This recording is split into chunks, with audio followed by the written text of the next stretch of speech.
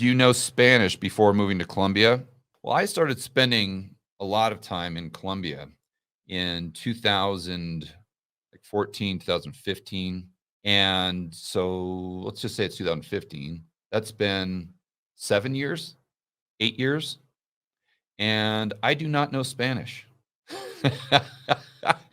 You think it's pathetic. It's embarrassing to admit because Spanish isn't that tough.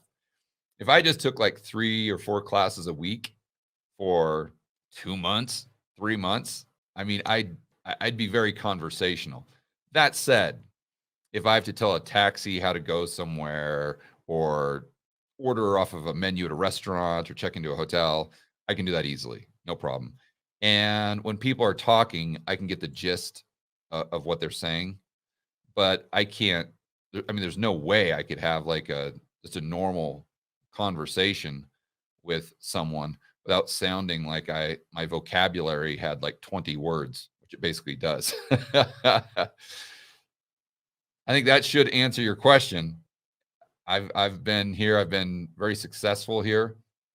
However, in whatever term you want to measure success, I think from a personal level, I love it here. My life's great. From an investing standpoint, I have been successful here as well. I did a TV show, for heaven's sakes, where I was the director, the executive producer, and I was actually in the TV show and still didn't speak Spanish. We just used subtitles. And even that went well. And it was on a local station. It was called Telemedellin. It was just before I started the YouTube channel. The TV show was called Vida en Remodelación. So the remodeling life.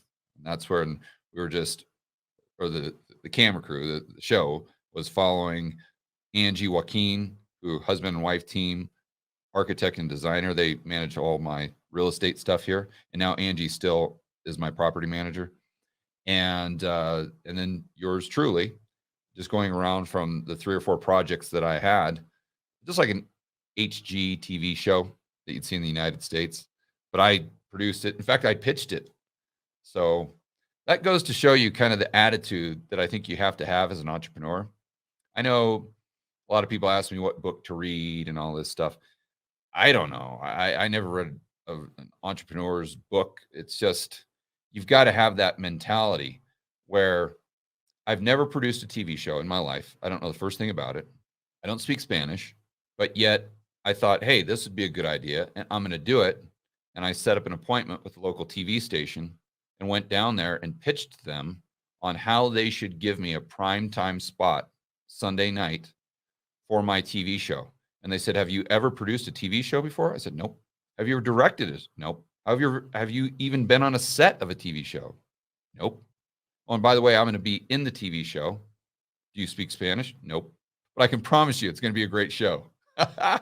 So you get my point.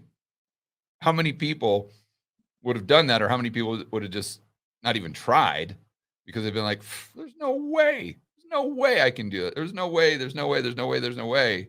But I think that in itself is a good example of what makes a good entrepreneur. Not that I'm great, and trust me, well, I guess I did kind of have that attitude from the beginning. I was going to say that's something that I kind of learned, but I didn't really just learn that. It's just having that ambition and that unjustifiable confidence in your own ability, for what it's worth.